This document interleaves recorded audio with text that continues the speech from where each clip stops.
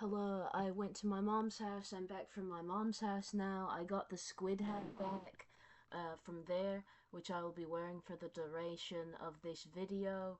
Um, I have my fidget dodecahedron. I think that's the shape that this is, Um, and it's pretty sick. It's got lots of things. Um, I have pretty much all my stuff back here now, and it's it was something where I managed to bring it all with me. There's just like a few things that are like keepsakes that I can go back and get in the future, but nothing that I really need at this moment.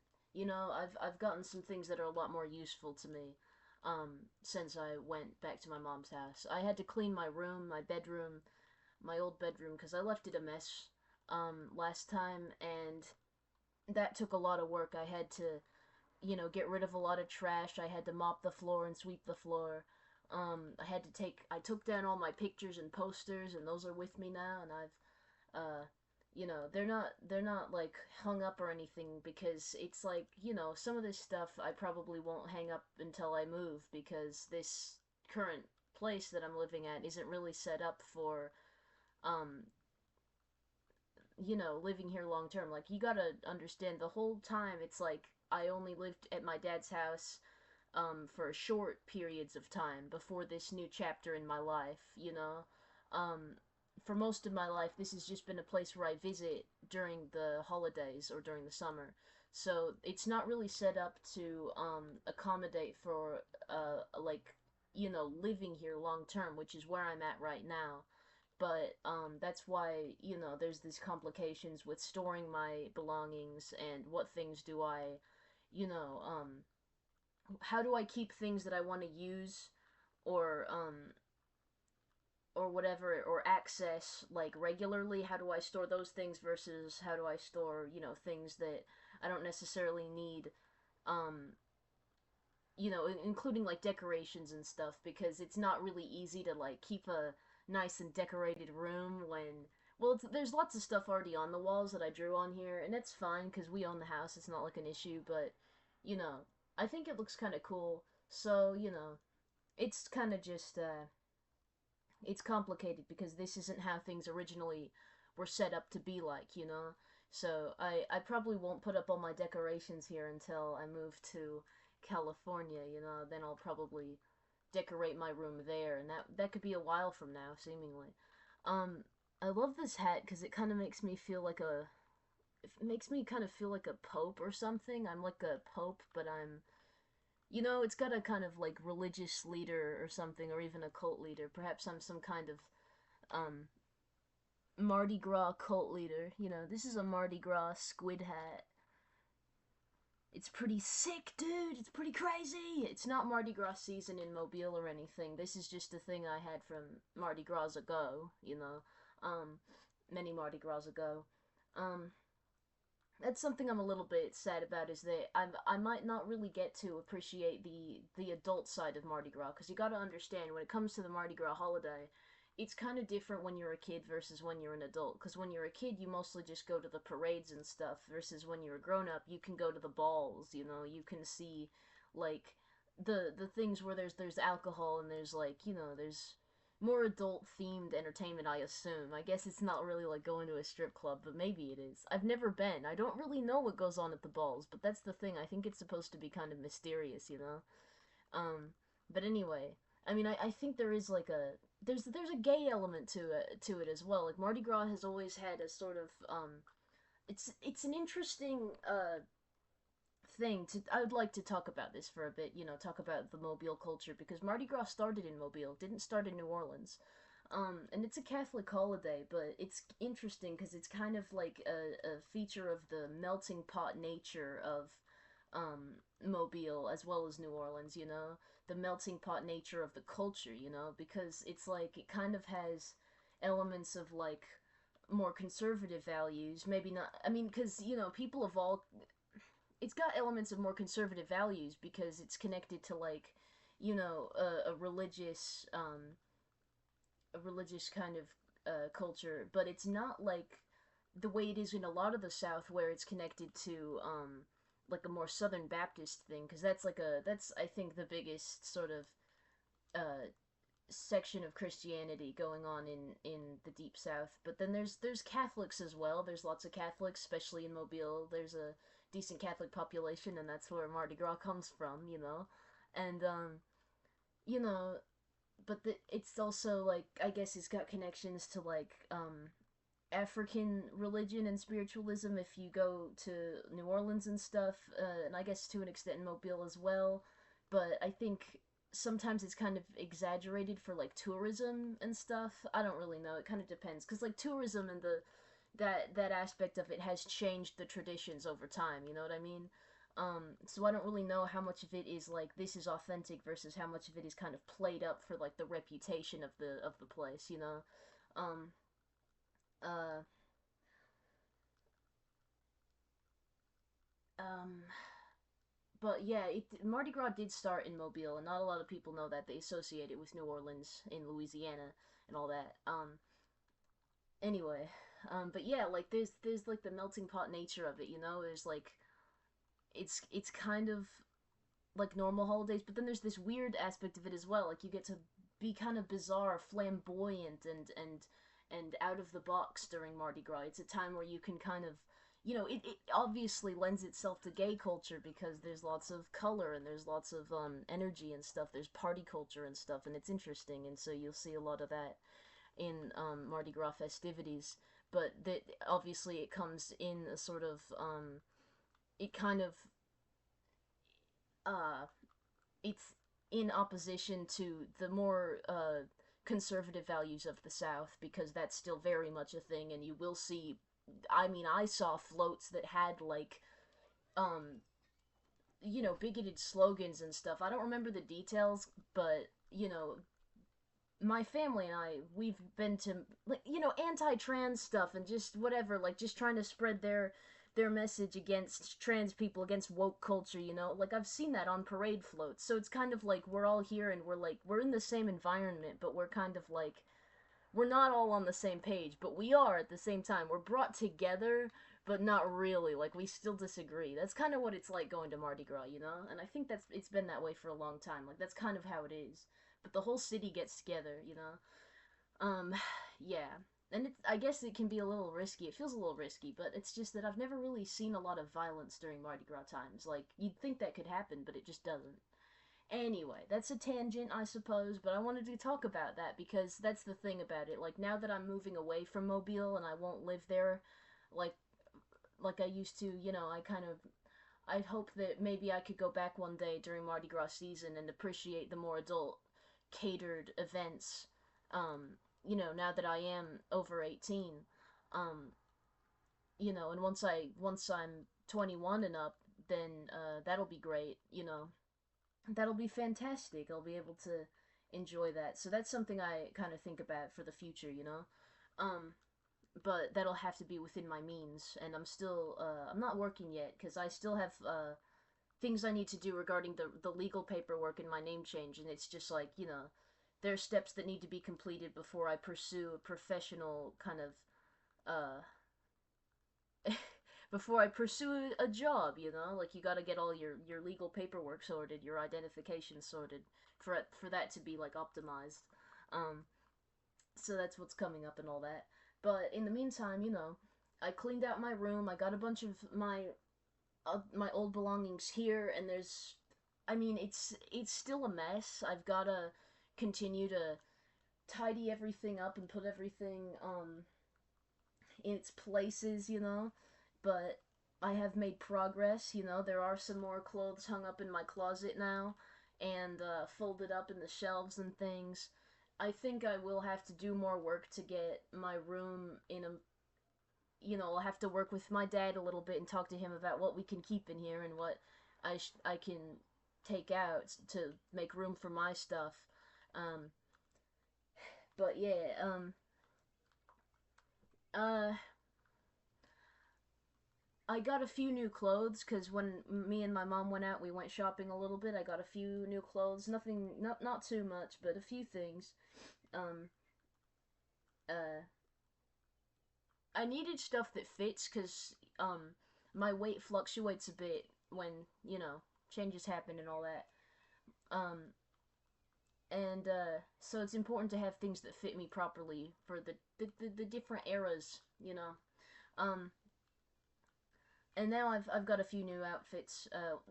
Just yeah, but I'll probably, you know, maybe in the future I could do a clothes show offering and do that. You know, show you my new clothes a little bit. Um, that could be a plan for the future. Um, we went out to eat.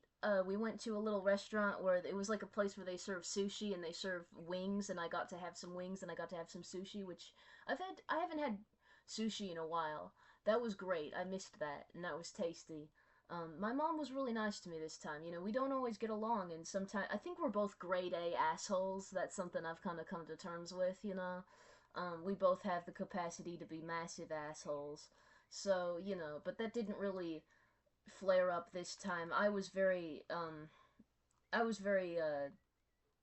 sensitive. I was in a kind of sensitive way because um you know, I guess I look differently at my life now, you know? Like it's there's been like intense highs and lows and I don't know. I felt kind of guilty about how I've been and the trouble I may have caused, you know, throughout the years, but my mom was forgiving and she was present for me, you know, and that was good. Um, I'm grateful for that. I guess you know she sees that I've matured. People are saying that. I say with my little squid hat, you know, but you know, they say I've matured. They say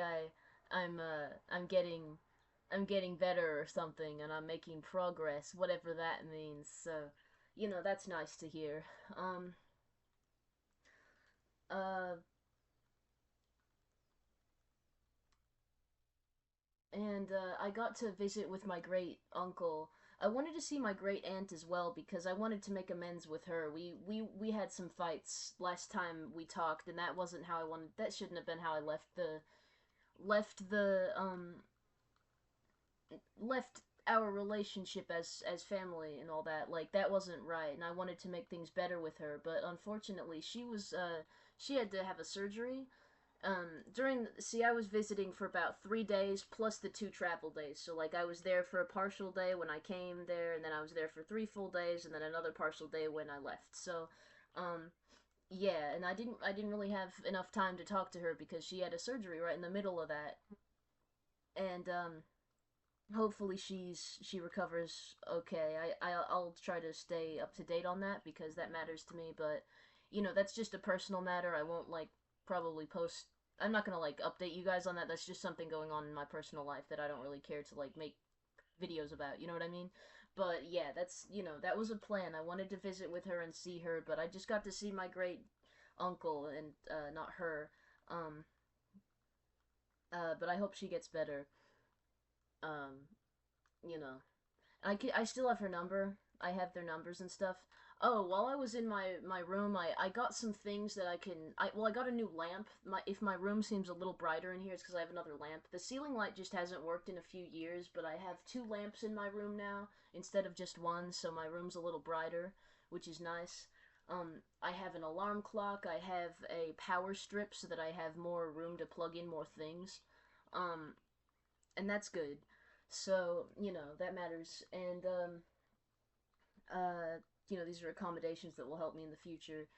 I also found an old phone where I have a lot of like old photos, videos, and I have my old contacts, and I tried to I mean, there are some friends in there that I could connect with today and see how they're doing. So if their phone numbers are still this, if they haven't changed their phone numbers, which is more than possible, but I might try those numbers anyway and see if we can if I can get a hold of them. But you know, yeah, so that'll be something I could try at, and that'll be interesting. Um, but if that doesn't work, what are you gonna do? I guess I'll just keep talking to the friends I have online, and that's all right. I do love my friends, and I love my partner Anthony. You know, we're still dating, and the relationship's going well. I feel kind of stupid about how I impulsively broke up with them a few months back, but we're back together now. Like, I it didn't seem impulsive at the time. I thought I should try to be independent and I should try to make this change that I can, you know, I don't know, just try to make it on my own. But it wasn't really the right move. I kind of thought that it could be, but no, I ended up missing them a lot, and it was out of the blue. I just thought that was the right move in my life. I thought I should try to be alone. Try not. I mean, that's what it felt like. It felt like being alone. It didn't really feel like being independent and everything. It just felt like shit. I miss Anthony. You know, I really missed them, and I'm glad that we're dating again. Um, yeah, but I guess that's how it is. You know, you take a break to see, you know, to test what it'll be like, and it's like, yeah, I found out I really love Anthony and I really miss them. So that's how that went. But that's unrelated. I guess, you know, this video is it's partially about the trip to Mobile, but it's also just about the lots of changes going on in my life. I guess it'll always be like this, huh? Like, yeah. Um. Let's see. So yeah, I care a lot about the people in my life. I don't really want to lose them, but sometimes I worry that like if I'm too reliant on others, then you know there's a failure on my end. Like I want to be responsible and I want to be independent, but I'm not all that happy when I try that. I mean, there's a balance to it, I suppose, and I just have to find like a happy balance that works for me. Um, so you know, uh, yeah, it doesn't really have to be all or nothing. That's kind of that's an approach that wouldn't really work for most people, and it didn't work for me. You know, like I can't just. I mean, no one is purely independent. We all need something or someone to keep us going, and I tried to like cut everything off. You know, try to cut everything off, and that didn't really work. Um, it was too much. But anyway, um, so yeah, I'm much happier now. It's been very hard. It was very hard to do all that work at my mom's house without much. I don't know. It has been challenging for me. Like at this point in my life, I've been a lot more emotionally vulnerable. You know, been a lot more emotionally vulnerable, prone to distraction, prone to I wasn't having like severe symptoms. I was just kind of moody and a little bit scatterbrained, but I was able to get the tasks done. It was a lot of work. I had to really clean. I had to really work for like a short period of time, you know? And my mom was impressed and she was proud of me and it was nice to hear that, you know? Um she's going to buy me a pair of leather pants, you know, since I got everything done so quickly, and that'll be exciting. It's like I'll text her the link and she'll buy me them, so, you know, maybe she's not evil after all. Maybe I'm not evil. We're just kind of assholes sometimes. What are you gonna do? Um, anyway, yeah. Did anything else happen? I got to see her new cat. She's got a new cat. Um, she doesn't have the same cats that we've always had. Some of them, see, the sad thing is one of our cats disappeared, and we never found her again. And that was Papillon. Papillon was not a Papillon dog, but she's named after them because when she was a kitten, she had like big fluffy ears, and her even when she grew up, her ears were still pretty big and everything. So she kind of had this resemblance to a Papillon dog. And those are the Papillon is the French word for butterfly, so it's kind of like a cat named after a dog named after an insect. But anyway, so yeah, but she disappeared a few months back and just my mom never found her. It's pretty sad, but my mom still has the Siamese cat named Sam, aka Lucifer Sam, aka Samich. That's what my mom calls her most. I guess we just mostly call him Samich. So that's him. He's still home. He's still safe. And she has a new cat named Velma, and that's a little black cat. She's like I guess, a young adult cat. Maybe not fully grown, you know, like still kind of in between adult and like mostly grown, but just a little bit small, you know, a little bit small. She's a little black cat. She's very nice. She was kind of scared. Is kind of scared and shy of me. She's like a short-haired cat as well, by the way, so you can imagine this cat. Um, she's kind of scrawny, you know. Um, but she was a little bit nervous of me at first. Um, and I had to kind of show her some affection, and she eventually got to trusting me, and I got to pet her, So Velma's a very sweet little cat. Um, that was a nice cat. My mom also doesn't have that orange cat anymore named Al. We had this cat named Al, short for Al Bentley, like Bentley, you know, because he has a bent ear, not like the Bentley, like the car. I'm pretty sure that's a car, right? That's a car. Isn't that a car? Is that a car? I don't know. Anyway, yeah, Al, like Albert or algebra. I don't know what it's short for. His name's Al. Al Bentley. That's his name. But we mostly just call him Al. Because he meows. When he meows, it sounds like owl, you know? But that's the thing. He isn't alive anymore. I think he died. I wasn't there when it happened, but sadly, I don't think he's alive anymore. Um, I don't know if my mom found him dead or if he was another case where he just disappeared. With Papillon, she disappeared in a storm, because in Mobile there's a lot of storms. There's hurricanes, you know? So, like, that's why it's a little bit dangerous for the pets. Sometimes they disappear in the storm and they die. And I guess that's what happened with Papillon. Like, my mom never found her, and so we just kind of assumed that she'd passed, because, you know, that's how that works. I mean, if it's a hurricane and you never find your pet again, that's kind of how what you assume, you know? And that was really sad, because she was a young cat. Like, with Al, he was an older cat, and he didn't disappear in the storm. I think he died or something. I guess my mom found him. I don't really know. But yeah, so that's a little bit of sad news, but I already knew about Al and Papillon like months before this, but I don't know if I talked about it on here. But that's why my mom has Velma now, and Velma's a very sweet one. She's in good health. Um, she's doing well. Um, she had a little bit of issues with her digestion health at first, but that's all better now. My mom says that she's doing a lot better, and I can tell, you know, the cat seems very healthy and lively, very friendly, and yeah, it's wonderful. And she gets along well with Samich as well, because Samich, he was kind of a little asshole. He liked to cause trouble. But Velma, she kind of puts him in his place, even though she's a younger cat, but she's got attitude, you know, and that's fun. So, yeah, it's cool. That was cool.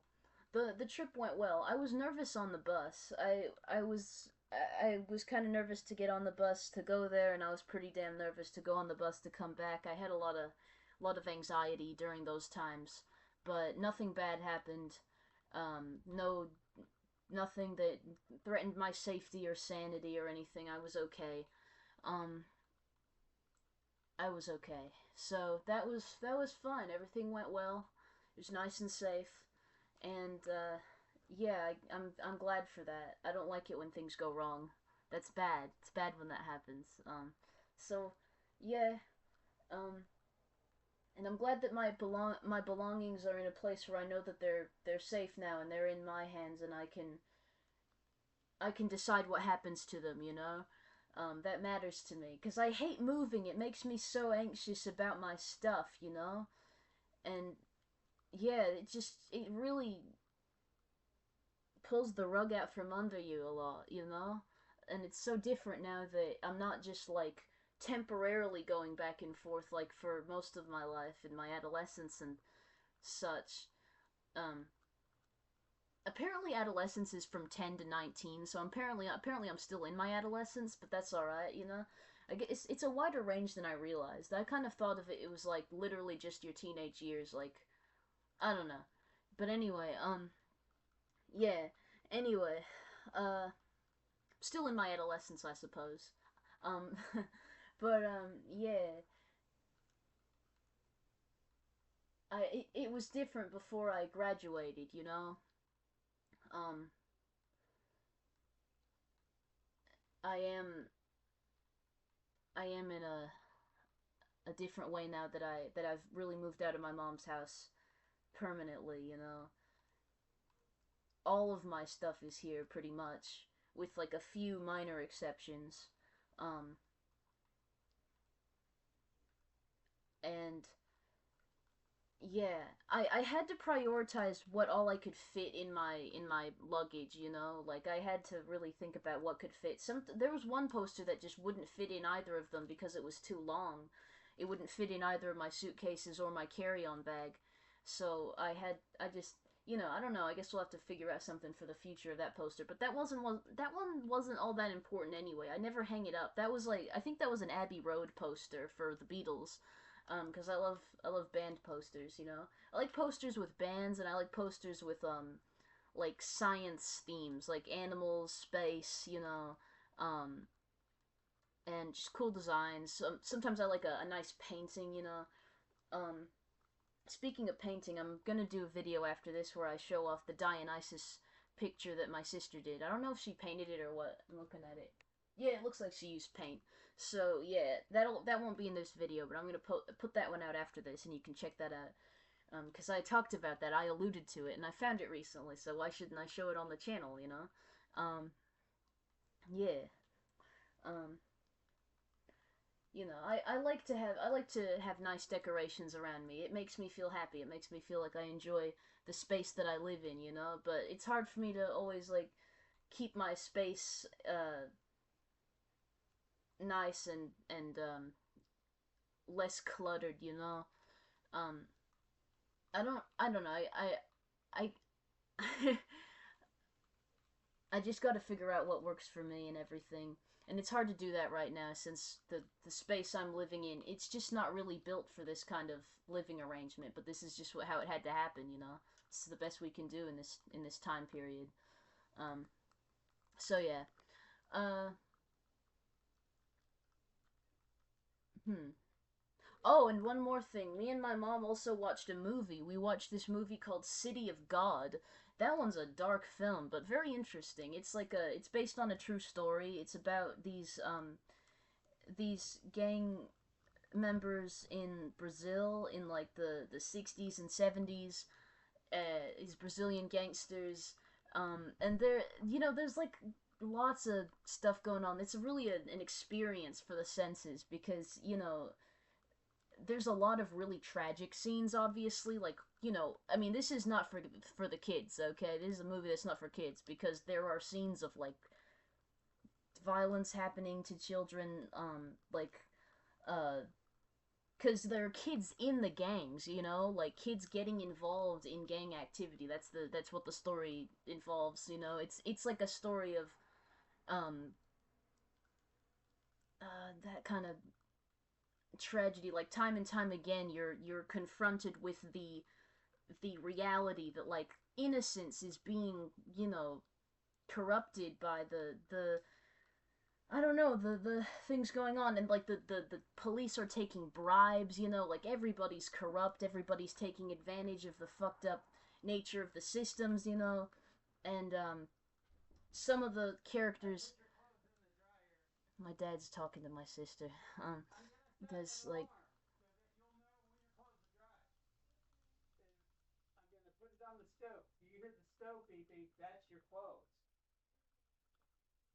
when you hear the stove beeping, that's your clothes. um anyway, that's what he said. um so there are some characters that are more like they're the sweet characters, and they're not necessarily characters because these are, like I said, it's based on a true story. The City of God, it's based on a true story, I guess. So some of the figures in the story are more sweet and more like, we know, I don't want to be like this. I don't want to be in a gang. I don't want to be dealing drugs or killing people or any of this. I don't want to be involved in this. And then there's other ones that are like, no, I like this. I they that's I don't know.